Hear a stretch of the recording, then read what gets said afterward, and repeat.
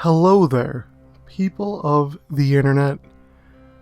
We are back again with yet another Pikmin 3 Deluxe video. Now, if you guys are anything like me, you have likely come to terms with the fact that Nintendo will not be giving us any more information on Pikmin 3 Deluxe until maybe about 2 or 3 weeks before the game releases. If their media rollout schedules are anything to go by, we likely won't get any bit of new information until a couple weeks before, and then they'll start drip feeding us info about the new content, what the new controls will be like, what the new modes will be like, things like that. So what we only really have to go by now is the little bits of information we have been given, and maybe some of the things that have slipped through the cracks and were accidentally told to us in one way or another. And today I hope to share some of that with you, because since my last video on this topic, I have found some new things, made some new discoveries that I haven't really seen people talk about very much. And I want to keep the discussion in this game going because I love Pikmin. I love Pikmin 3, and it seems like, you know, people are just kind of talking about Pikmin 3 since it was announced and are moving on, and I think that would be a big disservice to this game. I think it deserves a little more attention than that. With that said, let's take a little bit of a closer look at some of the screenshots and little blurbs of information since the game has gone up for pre-order that might point to how some of the things that we've been speculating about will be implemented into Pikmin 3 Deluxe. So first, the Pikmin 3 website has 2 screenshots of gameplay, and now these are the only 2 screenshots of gameplay that we have to go with. And I've found higher resolution versions of these images that really show off the game in a bit of a better light. And from what I can see, it looks like we have a little mini-map on the right corner above our Pikmin counter, and this mini-map will kind of, in essence, display some of the information that the Copad did with vanilla Pikmin 3. You'll still have access to the Copad from what I understand, but this is just making it so that it's a little easier to see what's going on and where you need to go in real time, which should help and aid with the fact that, you know, you don't have the Wii U gamepad to just look down at all times when you're navigating through the world. I can't say I'm a fan of it entirely. I mean, I think I'll learn to live with it and it will be fine, but the issue I kind of have is, like, one of the things I love about Pikmin 3 is how beautiful its environments were. It really was a technical showcase for what the Wii U, Nintendo's first HD console could handle. And having the user interface kind of clutter up the screen like that, it kind of makes it look a little unsightly, and I don't know if I'm a fan, but, you know, again, it's something I might just learn to live with, especially if it makes it the more optimal way to play the game. As well as this, we see some little indications of what new gameplay changes might be in this version of Pikmin 3. So, in the bottom left corner next to Alpha and Brittany's health bars there, we see 2 little icons. You can press the minus button to access the Copad. I imagine what this will do is it will do the same thing that it did in Pikmin 3 on the Wii U, where you can pull up the top-down view and kind of choose where your characters go.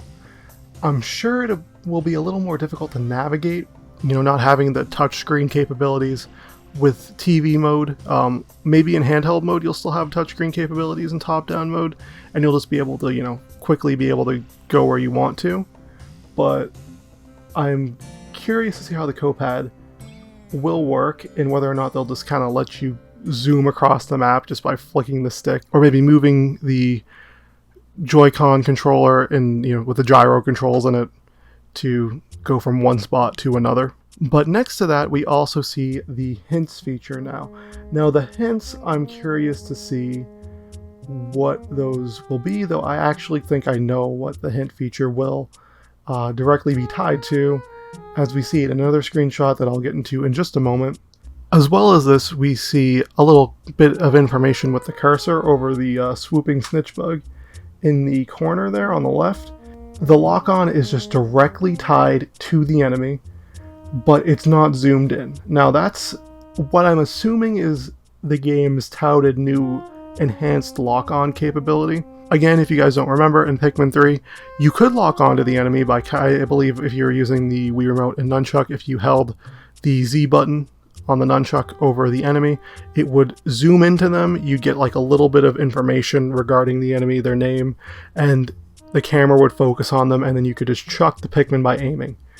It seems like with this lock-on, you're not zoomed into the enemy and the cursor is stuck to them. So you don't have to directly aim at the enemy in order to throw your Pikmin accurately. The combat is kind of so streamlined at this point that you really don't have to aim and the game aims for you.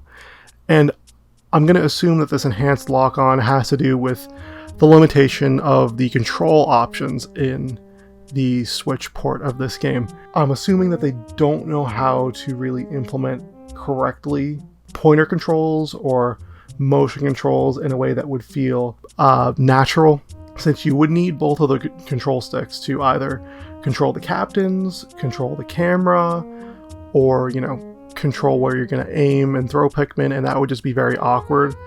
You know, I'm hoping the devs realized, hey, you know, any option of control that wasn't motion control in Pikmin 3 was seriously an awkward way of playing the game. Maybe they took to that feedback and implemented this new lock-on system to kind of aid with that discomfort in this transition, but I hope that it actually does fix, you know, any potential gameplay issues that might arise with this, because, you know, I love Pikmin 3's control scheme. I think it is probably the best in the entire series.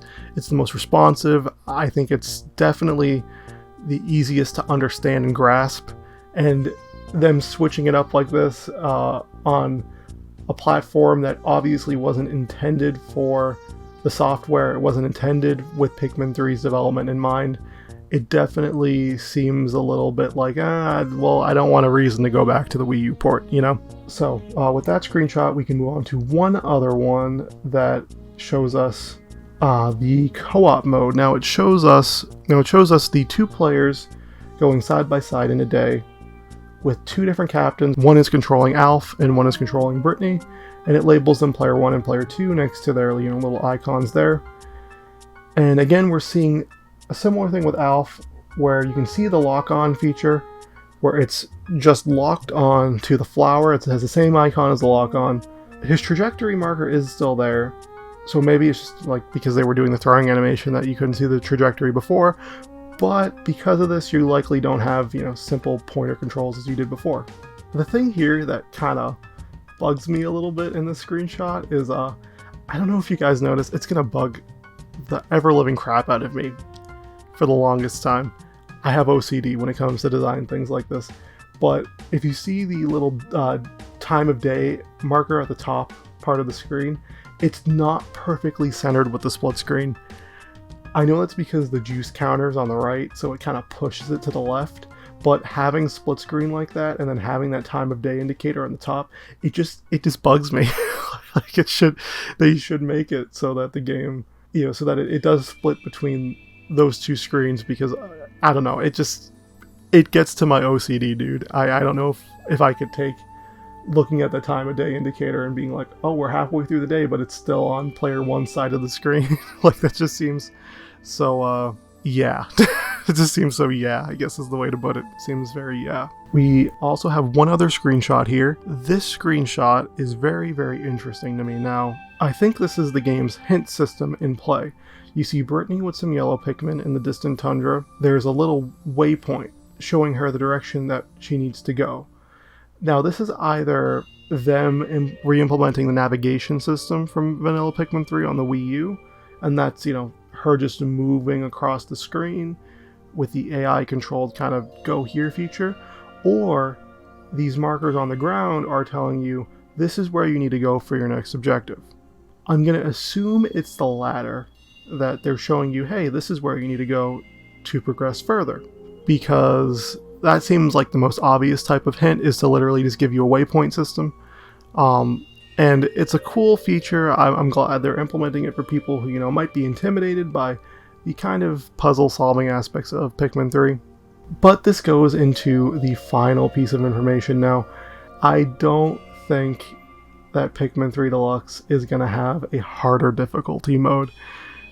I know I've been jumping around on this for a little while now, but the recent product description from Best Buy and Amazon, which both share the same thing, so it has to be presented by Nintendo at this point, it has to be provided by Nintendo, it has me a bit wary that we're probably just going to get things to make the game significantly easier for newer players.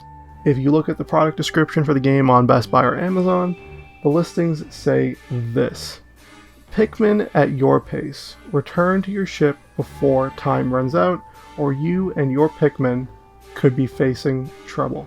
If you prefer a more casual approach, a variety of difficulty settings, lock-on targeting, and optional hints have been newly added. With less pressure, you have more time to strategically command your Pikmin and take in the lush scenery.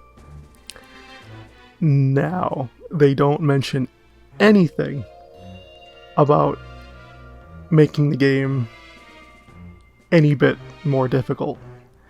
And the way that the phrasing is in the product description, it says multiple difficulty options. My initial take on Nintendo tweeting multiple difficulty modes was, okay, there's just going to be 3 separate modes, one hard, one normal, one easy. But the term multiple difficulty options has me thinking maybe there's sliders of difficulty, puzzle difficulty, enemy difficulty, time of day difficulty, things like that. That would give us ways to maybe tone down or make the experience a little easier. And that makes me kind of believe that these difficulty options are just going to be used to pad out things that, were already a little too difficult for some players to begin with, whether it means spawning in less enemies on the field, or making it easier to navigate through the world and find fruits, or just anything like that. It would likely be the case. This product description has me thinking, okay, we're probably not going to get a harder difficulty mode for veteran players. It's probably just going to be something they make a little simpler for newer people. And I think that's pretty much everything. I don't think there's anything else I've found so far that indicates any new type of gameplay features or anything brand new to me at the moment. I'm still very excited for Pikmin 3 Deluxe. I want to see what they do with, Olimar and Louie's side missions, with the achievement system, which I think will be very cool. At the very least, when I play Pikmin 3 Deluxe, I'm going to dive into getting these achievements because I'm a completionist and I love Pikmin. And I'm just, very excited for the future of the series because a more accessible Pikmin means more people get to have their hands on the game and more people feel less pressured to play through the game in full. In any case, thank you guys for watching. I will see you all in the next one.